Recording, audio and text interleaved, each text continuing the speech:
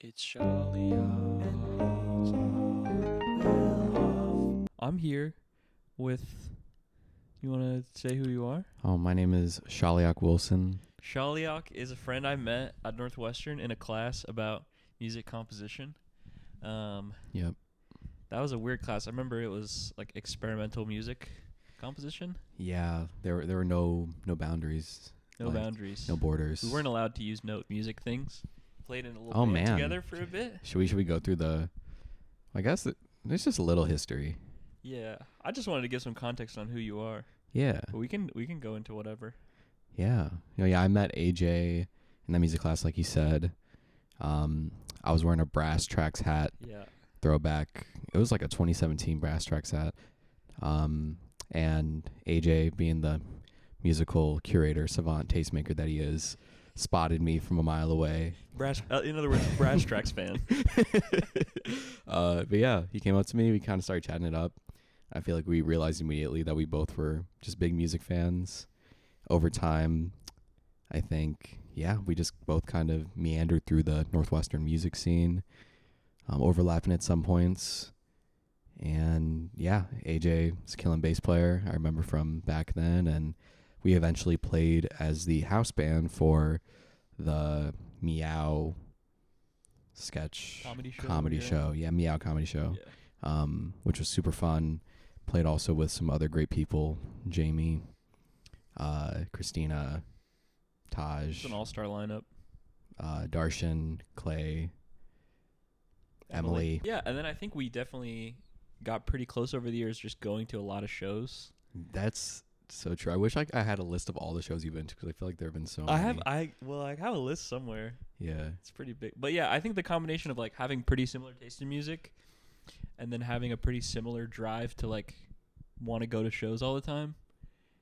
It was just like kind of like, yo, Saba's coming, or hey, Hiatus Coyote's coming, like. Yeah.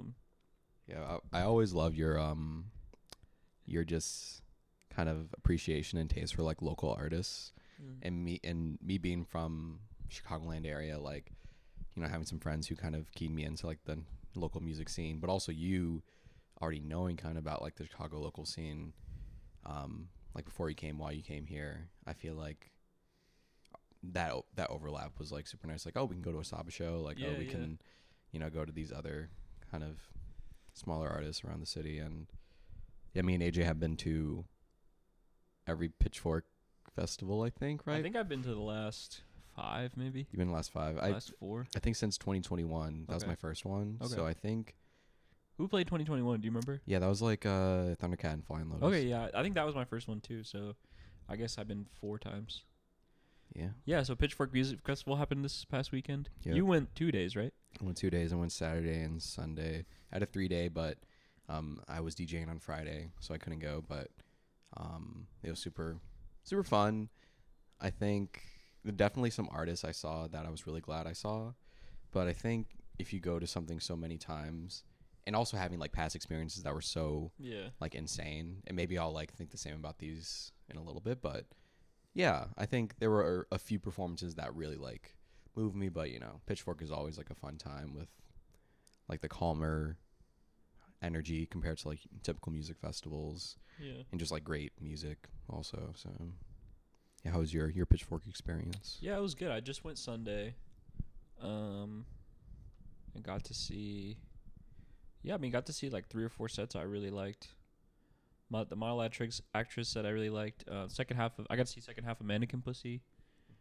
That was an interesting set. It was their stage didn't have great sound. Yeah, my friend said the sound was kind of weird there. And I think, if I'm not mistaken, in previous years that blue stage had a screen, but it didn't have a screen this year. Mm-hmm. So it was tough, and it was kind of uphill. So if you weren't standing pretty close, you couldn't see much. And then the sound was kind of off. So there's also a lot of trees over there, which like shout out the beautiful old historic trees of Union Park. But a lot of people just could see tree. Yeah. Tree. And then it did work in some people's favor, because I remember when I saw High Loop Merge on Sunday, it was really sunny at like 4 p.m. And this huge tree by the blue stage just made this like nice area of like shade. Yeah. And it was like the shade line was where everybody was sitting. Yeah, Like yeah, it was yeah. like a lot. That's the thing I also like about Pitchfork. Like people can actually sit and just, vibe, whatever you're on or not on, there for the music, there to just like hang with friends. I feel like sitting there is just so pleasant. Yeah. But yeah, I think as far as music festivals go, Pitchfork has been my favorite I've been to over the last few years, just because it's a great balance of you get some really high quality big name artists performing, but it has like a pretty chill energy to it, where you don't really have to fight through a crowd of people. Like everybody's kind of just standing there enjoying themselves, or sitting on a blanket, or leaning on a tree. Yeah. Yeah. I think there's like rare cases where there is like a very tight crowd. Yeah. I mean, I'm sure like the Muna crowd was pretty tight. They Actually, have some, the Muna crowd was huge. They have some like pretty dedicated fans. I feel like whenever there's like a dedicated fan base, like when I saw Phoebe Bridgers 2021, thick crowd, really really nice. But I feel like thick crowds, but like very fair, because I'm the kind of person who like, I don't really like when people kind of like barge through and like kind of get in front of people kind of at the last minute, because like people like have waited for a long time. If there's just like space and stuff and you're not like obstructing other people, or it's like fine, or you have like one friend who you're meeting, a few friends, and you're just like one person, like sure. But yeah, no, the Pitchfork crowd is definitely really nice. Who was your, I know we were talking about it, but who was your like favorite this year, and then maybe also a favorite from like the past for Pitchfork? I think favorite set I saw this year was Monolectra's, which is surprising because it was early in the day. It was like a 2 p.m. set. But just getting to see,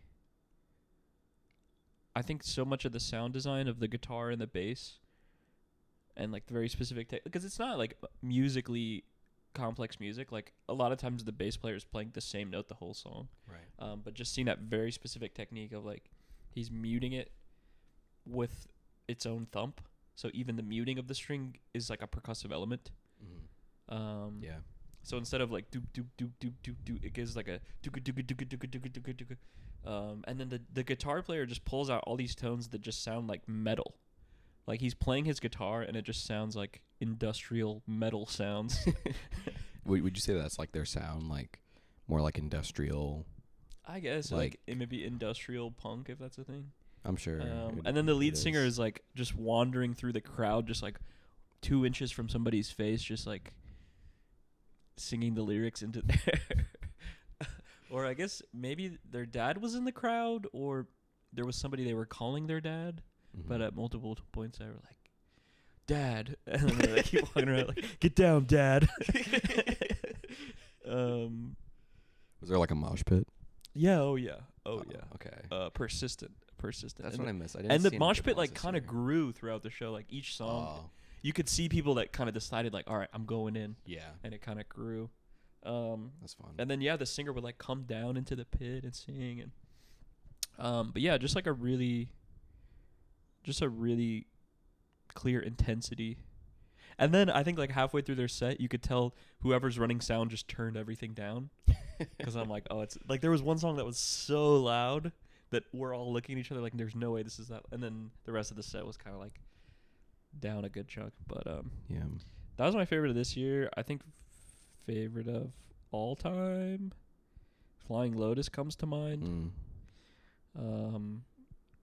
I think just because there was a giant LED screen in front of Philo. That was so sick. With like really dynamic visuals the whole set.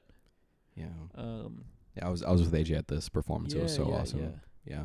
So, and I think that's something that, especially for festivals, like the visual component, there's so much that can be done with that, especially with the screen. It sucks too with a daytime festival because you can't really do lighting design. Like I could tell for most of Muna's set they had really thoughtful lighting design. Yeah. But it just wasn't going past just seeing the little fixtures light up. Like it didn't really change the room, I guess, or outside. But yeah, versus like something like Coachella where there's like hangers. Whoa, yeah. I mean, I haven't been, but I feel like when I've seen those, it'll be like dead during the day, Yeah. and they'll have this like nice hangar, especially for like, they'll have electronic artists Yeah. and like all kinds of artists during the day. But yeah, I feel like for just lighting, that's really nice, like during the day. Because I noticed that too. Like there was like pretty high production value that was going into like the lighting at the green and red stages. Mm-hmm. Like I was thinking particularly like Harley Rae Jepsen, like she was kind of going into the night, so it was pretty nice.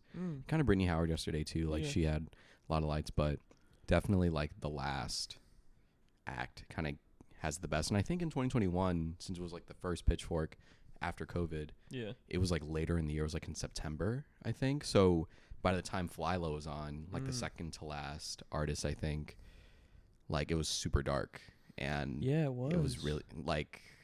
And then Erykah Badu's set too that year. Yeah. I think Erykah Badu was after Fly Low. Yeah. And her whole set, it was.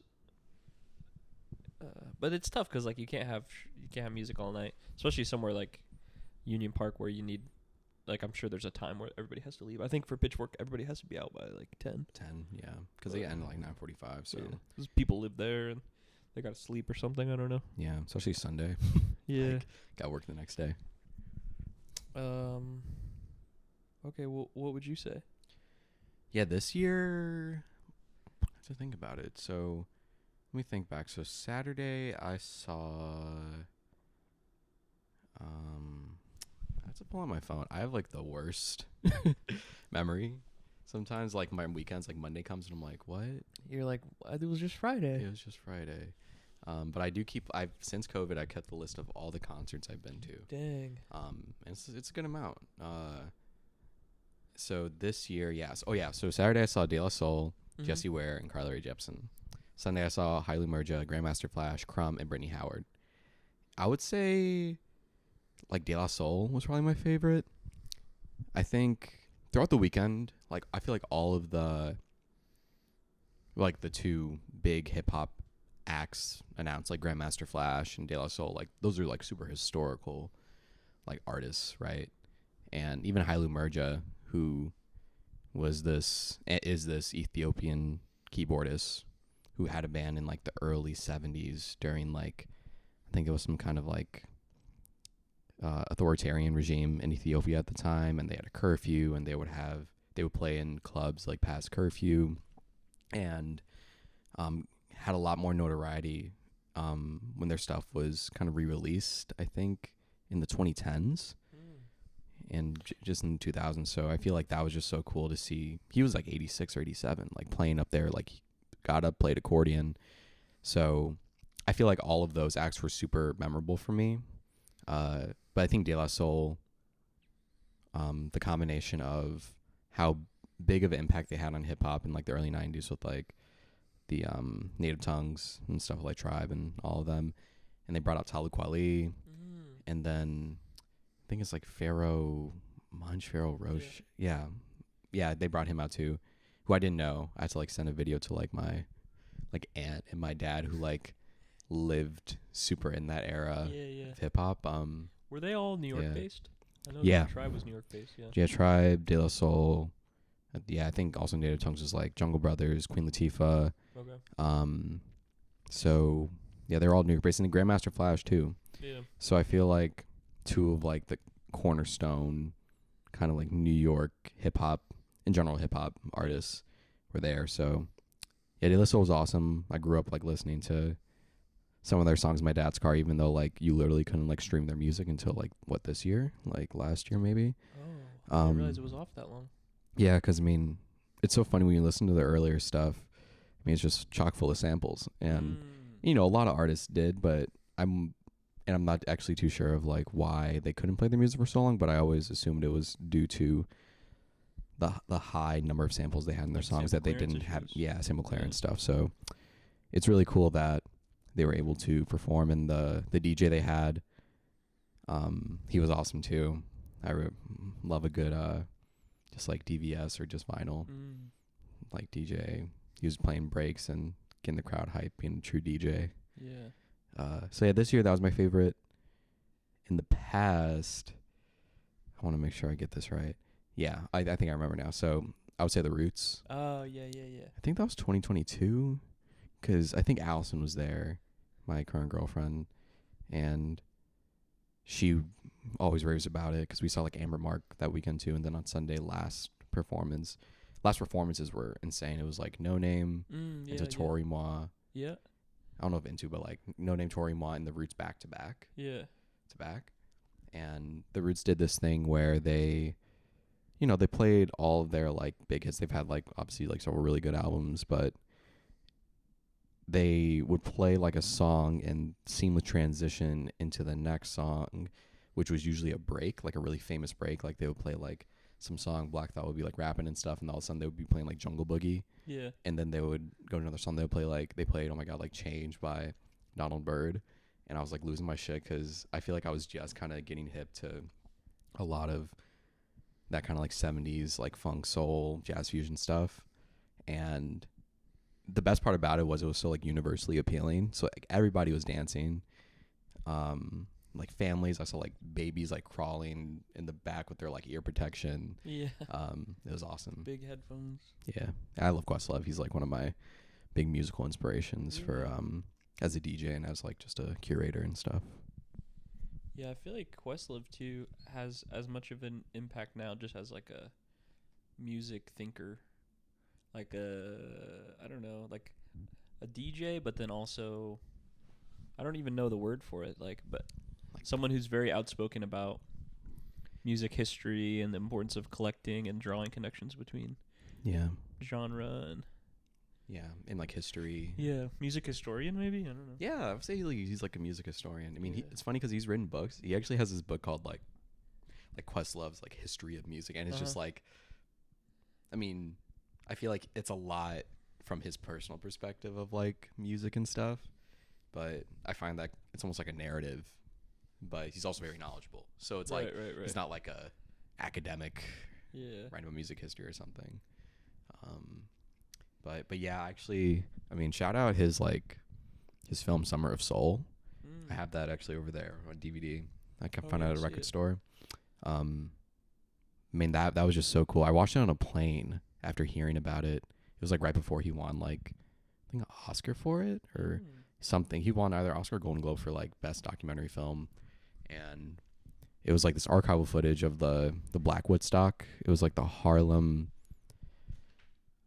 I might get this wrong, Harlem Cultural Festival or like something to that effect. And it's just so awesome. Like this super old archive footage of like Stevie Wonder when he was like, I think 18 years old, like playing drums, just like performing. Yeah, it was just really, really cool to see that. Wow. Yeah. And that's Summer of Soul. So it's a documentary about that festival? Yeah. Oh. Yep. Okay. That's sweet. I gotta check that out. Yeah. Oh my God, you will love it. Oh yeah. Yeah. All right. Well, maybe you mentioned you're talking about DVS, talking about vinyl. Yeah. I think as far as things you can speak on, it seems like you're someone who can speak on records. Yeah. I'd love to ask you about that. I think now especially we all consume music digitally. So I think the relationship between like physical media and music is getting like less and less commonplace. How do you feel about the music industry getting less physical? Oh, yeah. I don't know. Any thoughts? Yeah, I think it has gotten less physical for sure over, the past like 10 years with the explosion of like streaming and stuff. Yeah. It's this really weird trend that's been pretty consistent now for like, I feel like in similar time where like records and vinyl sales, for example, like they overtook like CD sales. Yeah. Right. And they keep on kind of going up. And even when you go out to record store day, you see so many more people like into it. And I feel like the younger generation is really into it. And I think there is like an appreciation for the physical stuff, at least for me, just speaking from like my perspective is, I feel like I can get kind of overstimulated and kind of given this like paralysis of choice with streamed music.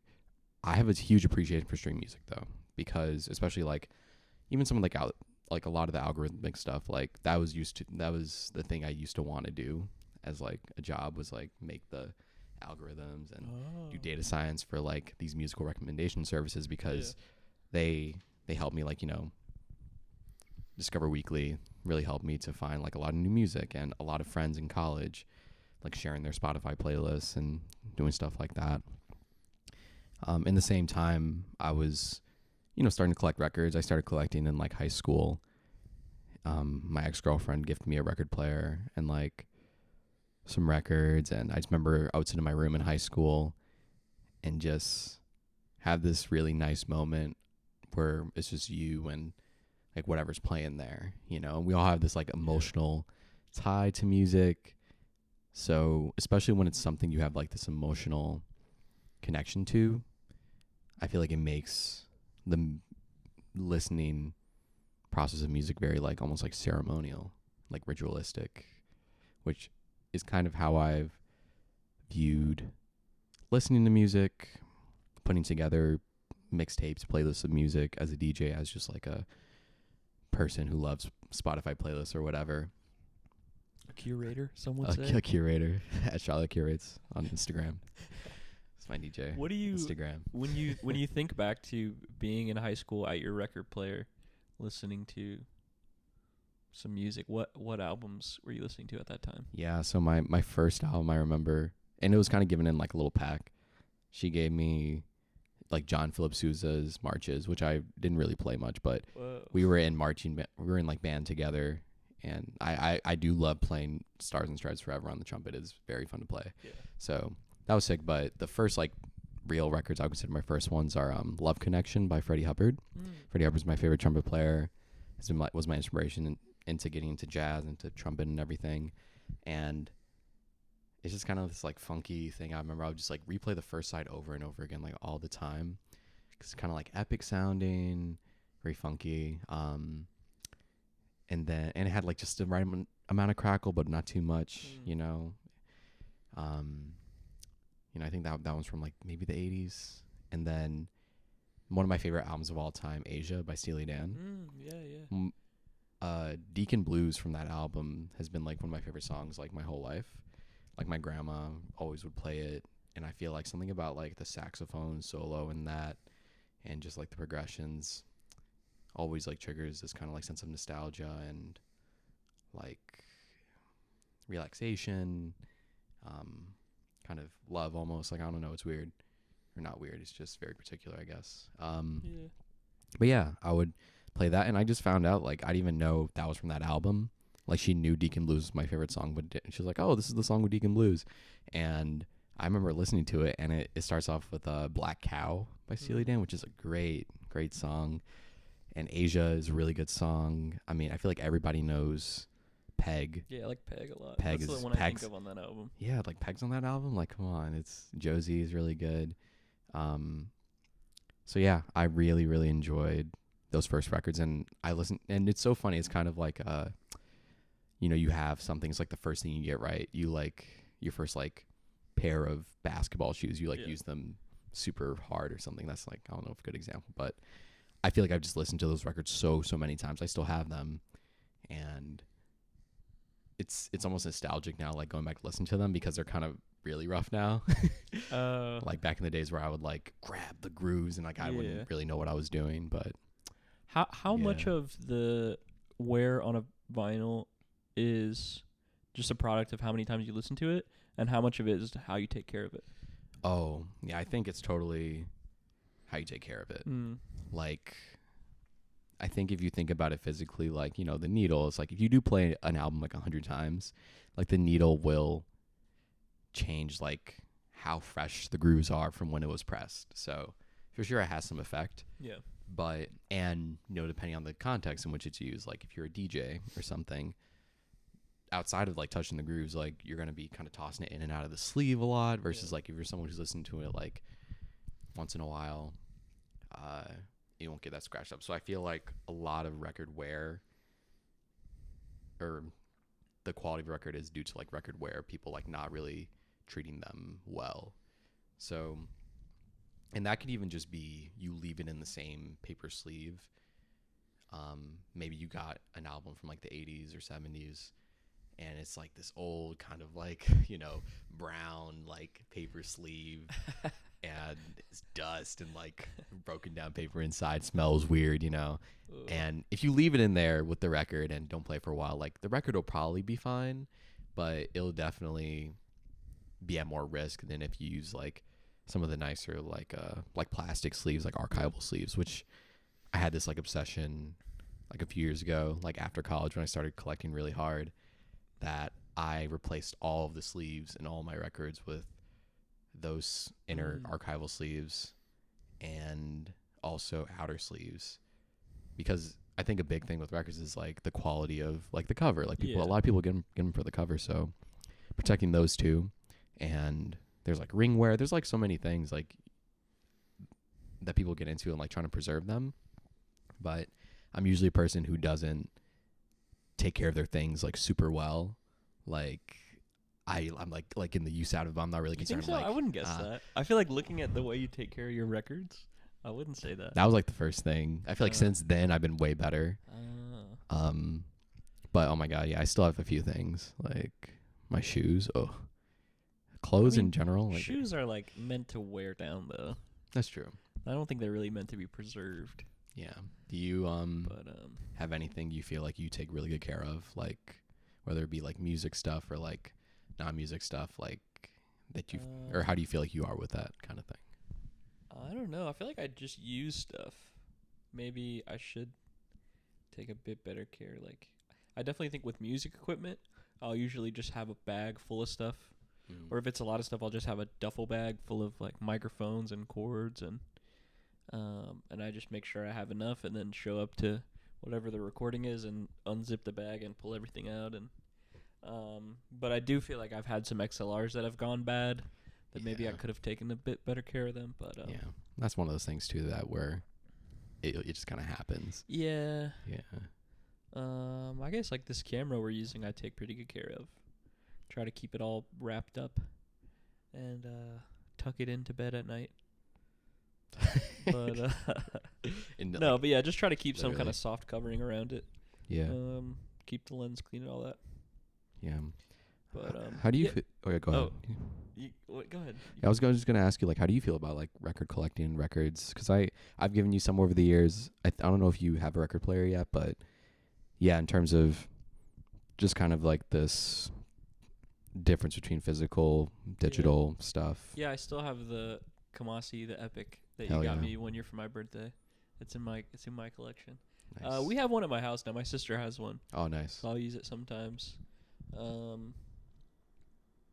Yeah, I recently got this Ahmad Jamal record. I think it's called One. And I saw it at a record store, and I didn't recognize the cover, which I thought I was pretty familiar with his catalog, but it's not on streaming. So I ended up finding it on YouTube. So now I'll listen to it on YouTube. But that's the best part about records. Sometimes. Yeah, that's a cool thing too. Or like the other day, I think I sent you the video about that Kimiko song that Herbie worked on. Yeah, Kimiko Kasai. Yeah, Kimiko Kasai. That I didn't know about that song. Yeah, until I saw that bit. But I guess it's only on vinyl. That's so cool. Yeah. Yeah, I think you're right. That definitely. Okay, so on the topic of physical musical media, I think one value of getting something on a physical media like a vinyl record too is just having a collection and having it be a symbol of the music you love, and you want to whether it be like supporting the artist or just having it as a representation of something you really love, so that somebody can be hanging out on your house and flip through what you have and say, oh yeah, I love Flying Lotus Los Angeles. But yeah, I'm definitely a bit concerned about the music industry. I read this book recently, or I started reading it. I forget the title, but it's this book that I had seen all over about. Basically, it's this music lawyer that wrote it, and it's just like a manual for kind of like artists and bands of how the music industry works in the current day. About the music. I feel like maybe It's like everything you need to know about the music business. Yeah, So I started reading it, and pretty early he gives a breakdown of just what the inputs and outputs are right now. And it is kind of crazy. Like,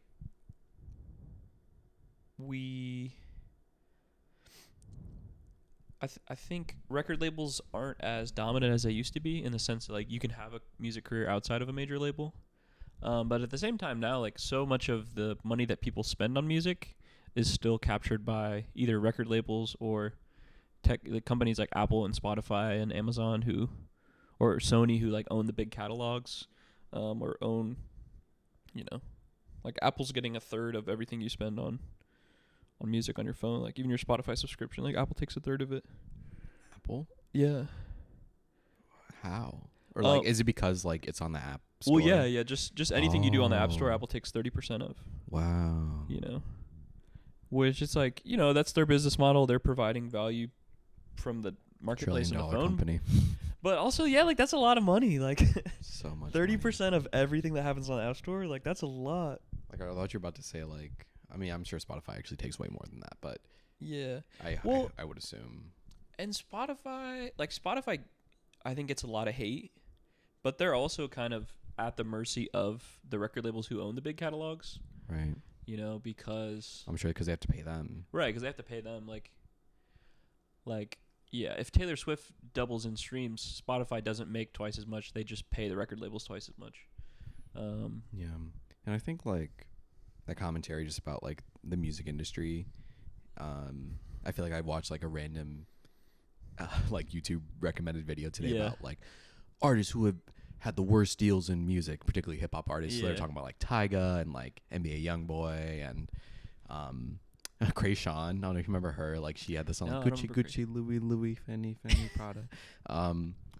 And I feel like it was just like a reminder about like the goals of a record label / that they're still a business and they have investors. Yeah. I feel that a lot, like working a corporate job. Yeah. Like the decisions the company makes to appease the investors, and also I feel like we've seen that with like universities as well, especially with a lot of the Gaza stuff, and calls for divestment.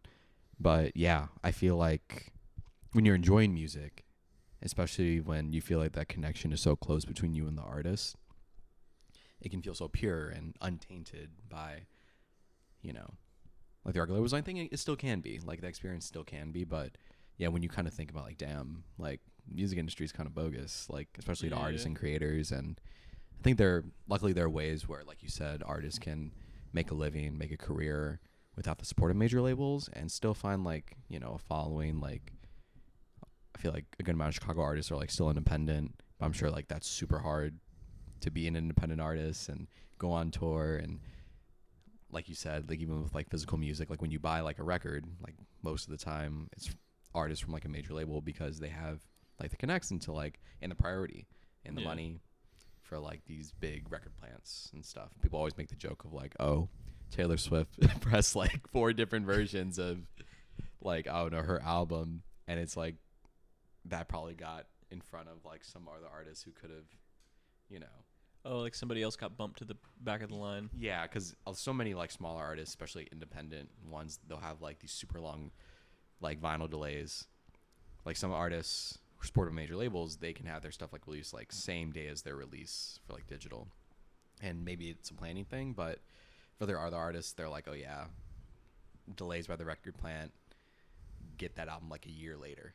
Yeah. Yeah, I don't know. I wonder how that works. Like, I wonder if anybody's opening up record plants now. Like, are we still going off this, when was the last record plant that opened a new one? Because I think if sales keep increasing and Taylor Swift keeps making 4 colors of each album, maybe we need more. Yeah. That's what I was thinking too. I was like, we should start a record plant. Dude, yeah. There are like 2, because I know like Jack White, he I think started his own or bought some, and then there's one in Chicago called Smash Plastic. They actually did the pressing for the 10th anniversary for Acid Rap, and I think their whole thing is that they use like recycled plastic, and they make like really cool color variants and stuff. And there's even this DJ, I don't know if you've heard of him, like Nick Bike, like DJ Nick Bike. He makes a lot of like super cool like mashups and remixes, but he also presses 45s at home. Oh. And I've seen like, I think also like DJ Jazzy Jeff, he has his own like little mini record press in his place where How does that work? I don't know how they do it. Is it like, yeah, you need like a plate with the master on it. You need obviously the materials. And I wonder if there's like a change in quality, but I don't have a Nick Bike 45, but I want to get one because they're so good. They're perfect for DJing. I'm curious to see like if the quality is super different between that and like a 45 made by like some other company. that would be sweet to be able to make 45s. I wonder how accessible. I mean, I doubt it's very accessible because it seems like not that many people do it, but to be able to have a setup where you can make small batches, especially if it's like recycled plastic or something. Yeah. That'd be sweet. Make a DIY record plant Yeah. Oh my god. in somebody's basement. That'd be so cool. And Just recycled plastic 45s. yeah. Because I think even if the quality isn't really great, it's still a cool thing to do. Yeah. Yeah. And kind of speaking of like making your own stuff, I feel like that's why I've gotten really into like cassettes as another like physical music medium. CDs are really cool too, right? Because you can, burn whatever album you buy on iTunes to a CD pretty quickly, really. Yeah.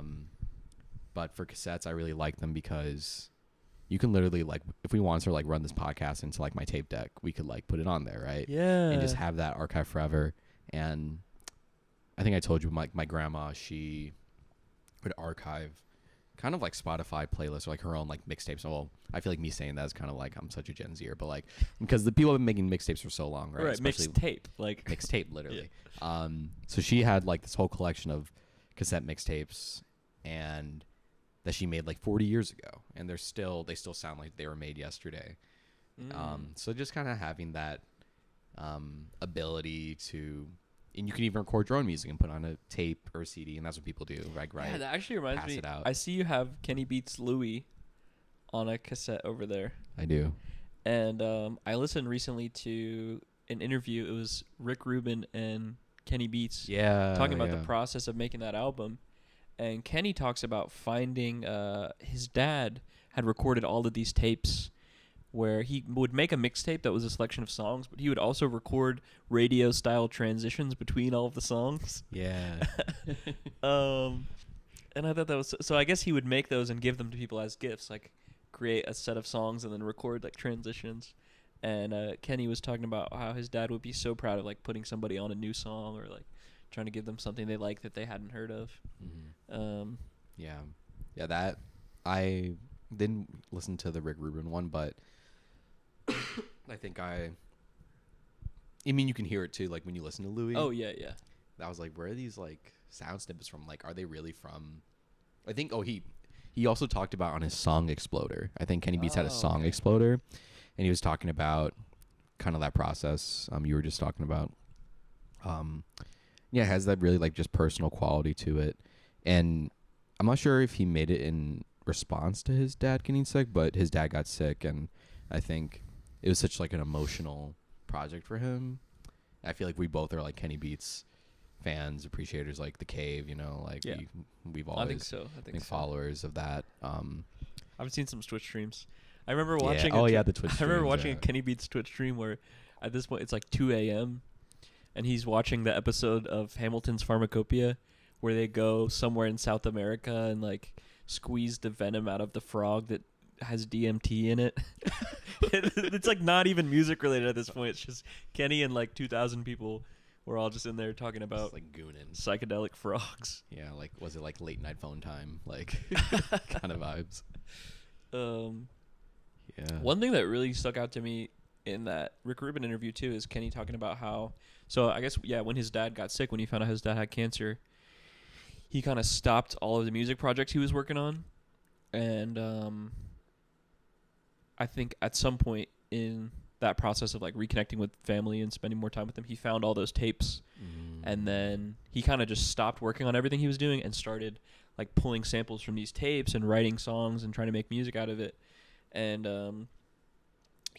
I guess this interview happened like pretty recently, so a few years after Louis. But Kenny was talking about how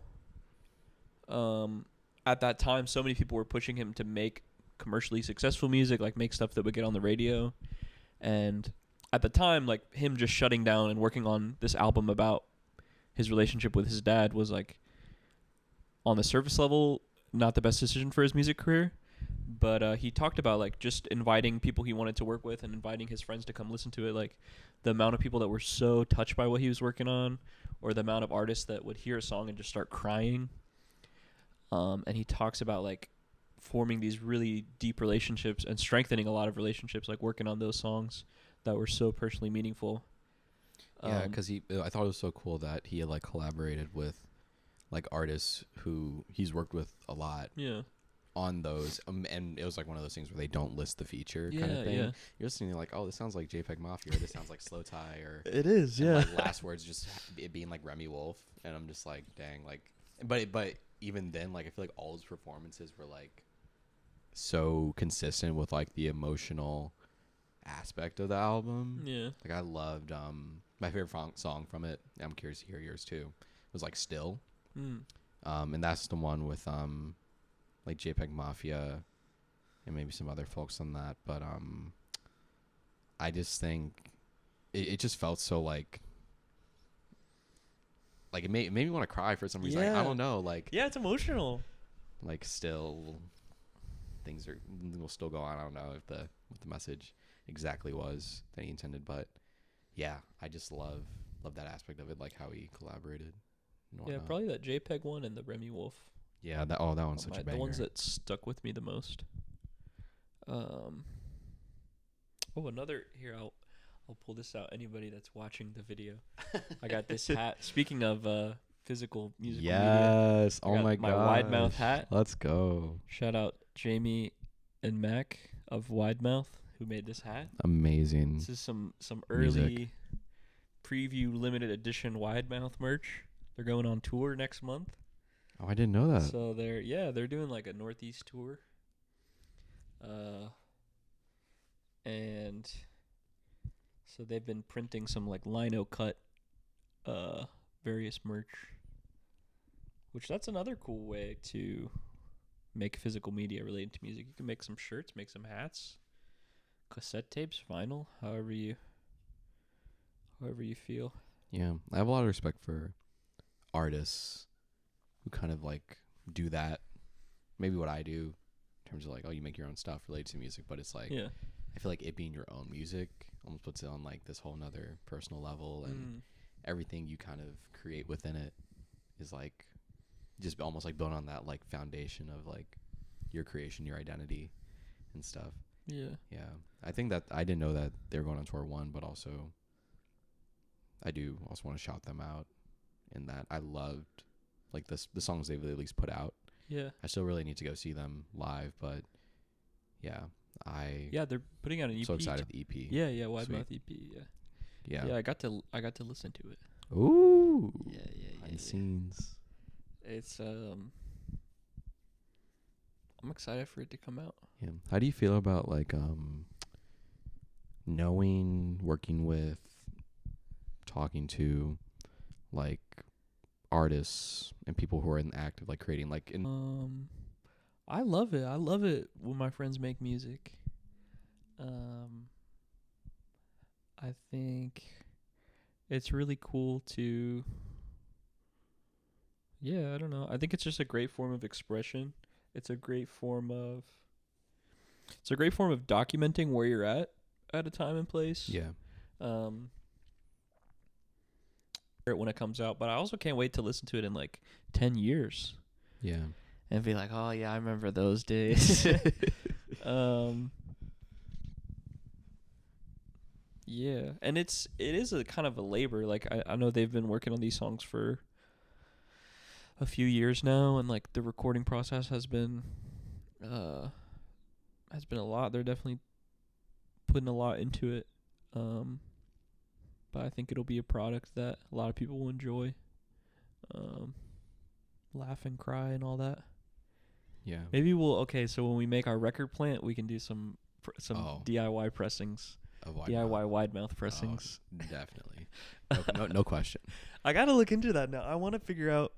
I want to learn how I I do can press a too. 45. Maybe I'll like DM Nick Bike and be like, hey bro, like how Yeah, how are you doing that? how Nick? did you do it? Like he made it's so funny. He'll make like this cryptic like reel of him doing it. I'm like maybe he has a video on YouTube or something, or like Maybe. there are videos on YouTube of how to do it, but yeah, that just seems so crazy to me. Like cuz I feel like for a lot of people even how record making or records really work is like a mystery. Like Yeah. I feel like I've been collecting records for so long, and like I'm going to audio school right now. Like I feel like I've tried to read about it, watch videos about it, and I still don't really get it. You know, like I think, and I feel like they kind of work like, you know, like microphones where they pick up, it's like electrical signal literally from like the needle moving, or for microphones like the diaphragm moving or whatever. But even that, it still mystifies me. It's magic. I don't think you need, as long as somebody knows. Yeah. Things will keep. I don't think we need to understand everything. Even if you make them, like, yeah, I'm sure you don't really need to understand. Like, yeah, you just do this, do that. Like, I barely understand how cassettes work. Like, and I can still make them, which is fine. There's always another layer. Yeah. You can go all the way down to the electrons. Everything just goes back down to that, I think. It all comes down to the electrons. Yeah. Dang. The atoms. Oh, you said something about it documents where you are at a certain point of time. Ooh, yeah. And I'm really, really into the act of documentation, or even documentation as like a reason for doing something. Because it's almost like this pure-ish, altruistic-ish, like reason for creating, which I love and has helped me a lot in terms of when I have, you know, my people-pleasing quality of like when I'm creating kind of comes out more. I'm like, like why am I trying to like make this thing that I think people want to like, or almost like that I want to like, versus like something that is just like kind of naturally flowing out of me that feels right. Yeah. So I wanted to ask you, kind of just guys talk about it, like kind of like acts of documentation, and even with the podcast, I know I'm sure that's a big one. But yeah, like, do you feel like you use documentation as like a reason for a lot of the things you do, or do you feel like it's kind of like lower or kind of higher up priority wise? I think documentation is a great way to think about a lot of things, because it just removes so many other factors.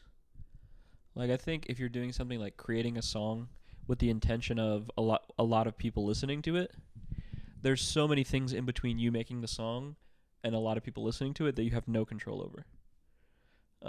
But like, if the purpose of the song is to document the feeling you have, like document an emotion you have right now, or to like make it about a timely experience, then you make the song and now you've achieved that thing. Like, there's no other things that need to happen for, you know. Or yeah, with like a podcast, I think a lot of people think of a podcast and they think about a platform and an audience and some kind of greater, like you're standing on a like big benchmark. Yeah, like you're standing on a big like hill, like talking to a bunch of people. But I learned from doing a podcast for a bit that like most of the value for me has been from the conversation itself. And I actually had experiences a couple times, like me and Jacob were at a music festival in Gainesville and doing interviews with a bunch of artists. And I messed up the settings with the mic and we lost most of the audio. So like we lost most of what we did. But what I learned from that is like there was so much value just in the conversations themselves. Like, it was a new person we met and had a connection with and like talked about what they were working on and their approach to creating, and I'm sure it helped them too. Like, even just like vocalizing and talking to someone about that. Yeah, and we had some really long conversations with a few people. Like, I think once you get somebody talking, they that was at that music. I talked to Kalen Ellis for a bit. We like interviewed him for a bit, which I actually got footage of that. Oh, dude, I bet that must have been awesome. But then even after we were done recording, like we stayed and talked for a while. Like, hell yeah. Off camera. Yeah, off camera. But So yeah, so on documentation, I think it's it's a good way to ground yourself in like just setting a small goal and being able to accomplish it. Like just capturing. Oh yeah, but so much of the value of the podcast I think has come from just the conversation itself, and not any of the downstream effects of like it's cool to post it somewhere to have it documented, and I'm sure one day I'll look back and like listen to the older conversations and be glad that they're recorded. Were there any particular conversations in the podcast or in those interviews that you've had that you were trying to record or did record that you kind of remember and think about a good amount, or like do you feel like has been like a bigger change maybe than other ones, or just maybe one you just remember, like just an episode so far that stands out? Yeah, or even a conversation you had with someone.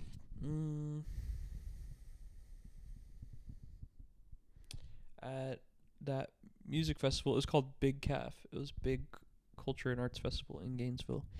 We talked to this guy Blue for a while, which at that point we had decided to just go around and just get like quick minute-long interviews with just random people on the festival grounds. And so this guy Blue was skateboarding, and there was a half pipe in the middle of the festival. Oh, that's awesome. And so we just walked up to him like, "Hey, you want to do a quick interview?" He's like, "Oh yeah, sure." And so he starts walking, and we follow him. I'm like, where's this guy going? And he goes into this building where they had a whole bunch of like fashion designers come in and set up their booths. So I guess he was there as a fashion designer, and he was just like taking a break skateboarding. But then he was showing us like some of the clothes that he made, and we ended up talking for a while. But I've followed him since then, just like keeping up with him on Instagram. And he makes clothes, he makes music, he makes like different kinds of art, and he designs the patterns for the clothes. Whoa. And I think it's been really cool to see someone that kind of blends a bunch of disciplines together, where like the clothes and the music and the videos are all kind of a unified like artistic expression. That they all kind of like to say something about him. Yeah. Or like are parts of him. Yeah. I definitely appreciate that when people step outside of, because I think like it's useful to label yourself as something, but it can be limiting to be like, oh, I'm a designer, or I'm a photographer, I'm a musician. Like that's useful sometimes, but it's cool to try all kinds of different stuff. Yeah. So yeah, shout out Blue. Shout out Blue. Shout out Blue. Yeah, that's so cool. Yeah, I feel like that's so like universally inspiring. Like when you meet someone like that, like yeah.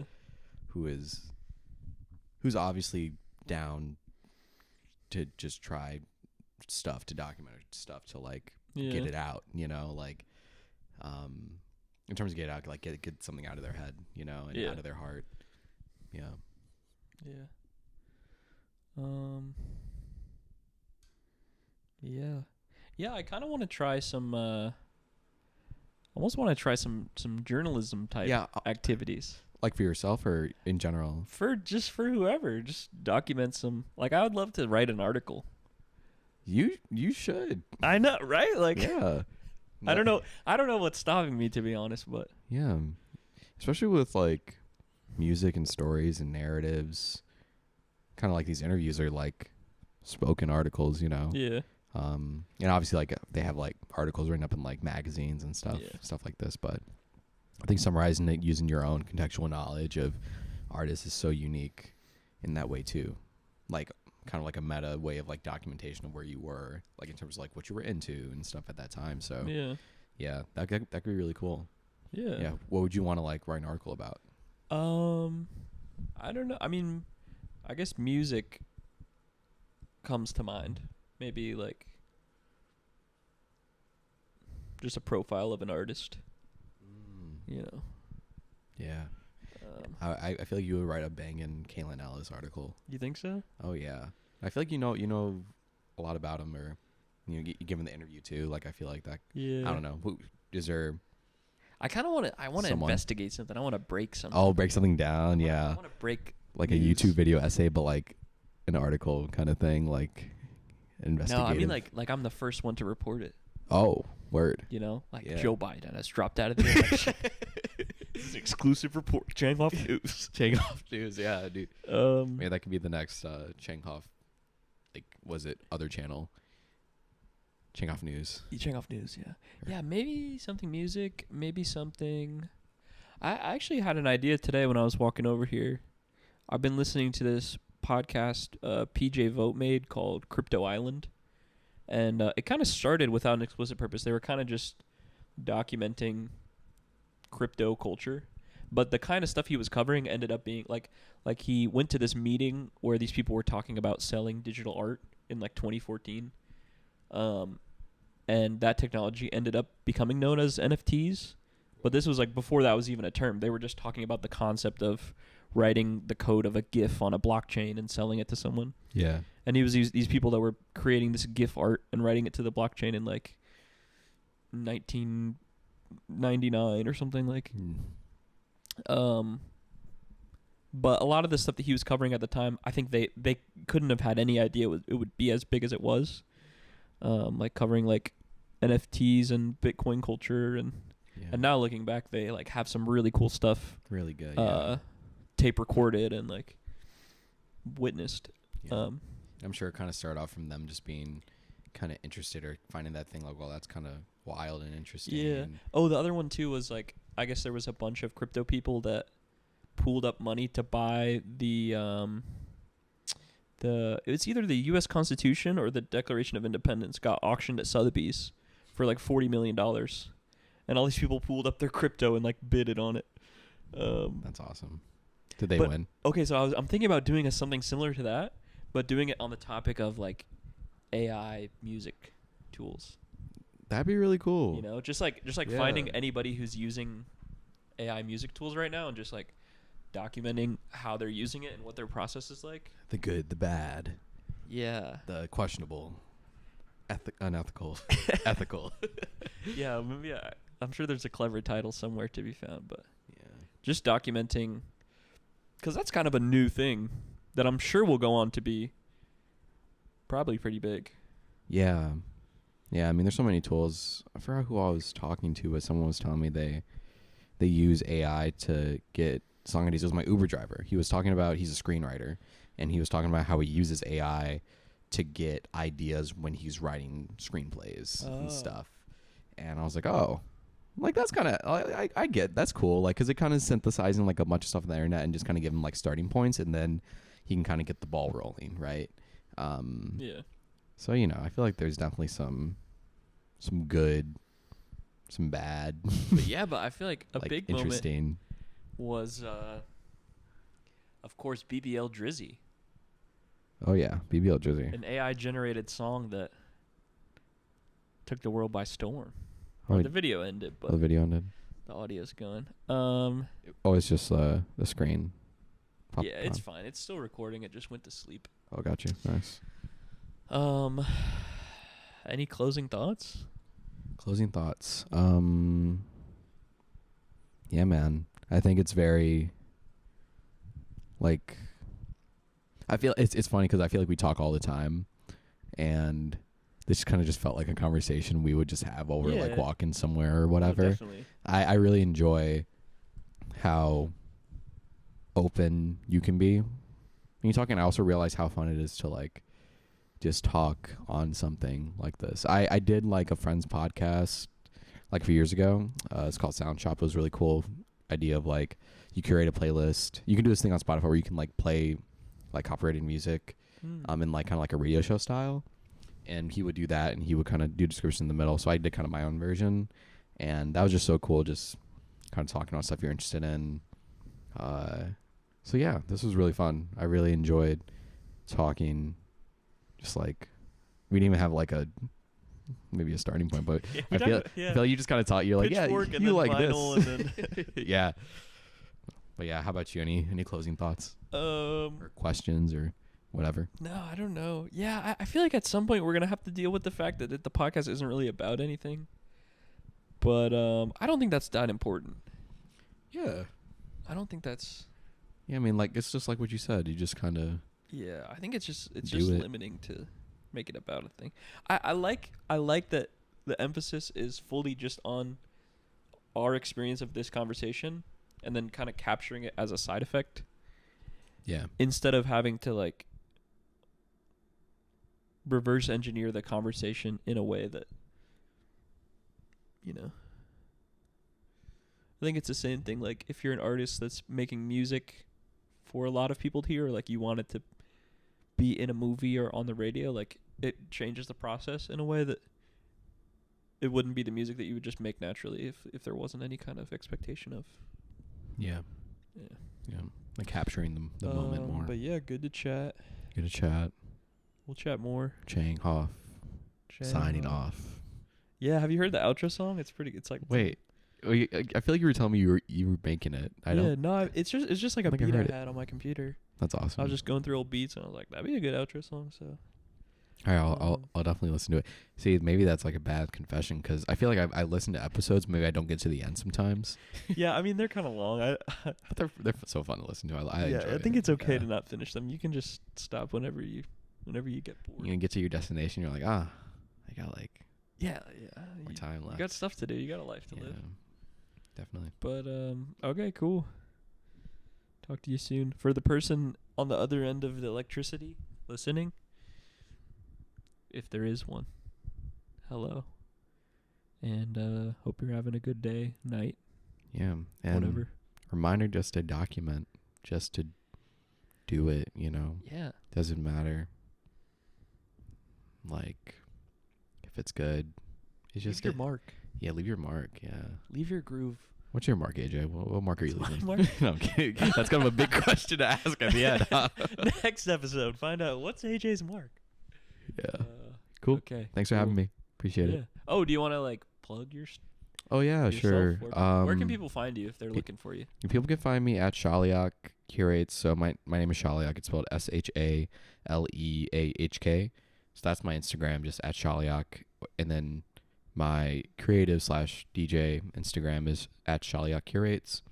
So SHALEAHK Curates. No spaces or whatever. That's on Instagram. That's at SHALEAHK. Yeah. Nice.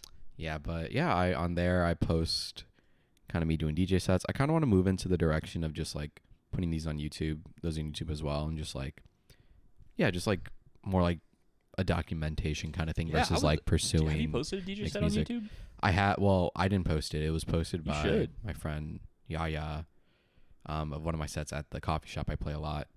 It was it's crazy. I watch that all the time because it's such a good way to like look back and see like, man, I was really into like those things at that time where like I remember like my thought process and picking every song kind of thing. Whoa. Which is so crazy that I didn't really think I would. So I need to get better at recording my sets, but yeah. You don't need to. You don't need to, exactly. But if you want to, it is the experience itself. Should. But yeah, so you can find me there on my sets. I have them linked all in my bio there. But yeah, hopefully put more stuff out.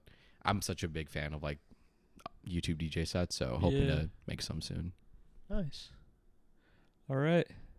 Peace. See you on the next one. Yeah.